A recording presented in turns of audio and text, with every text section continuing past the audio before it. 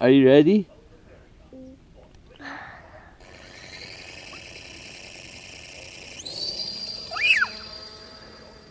Alright, so this is a really cool rocket. You can see it goes really high, then it deploys the parachute. The parachute got a little bit stuck that time.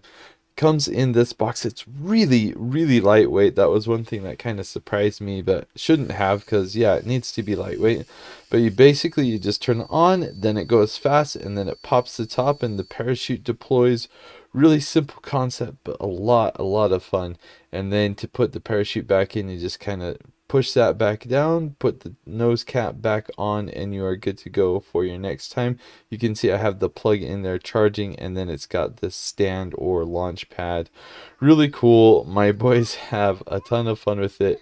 It goes really high, and it's just fun and easy to play with. All my boys took turns turning it on, and they thought it was so cool to be able to press the button to turn the rocket on and then watch it come down.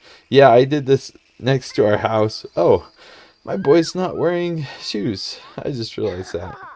But you probably want to go to a big, large field to do this. I am in a pretty quiet neighborhood, and surprisingly, the rocket stayed really close every single time to where it launched off.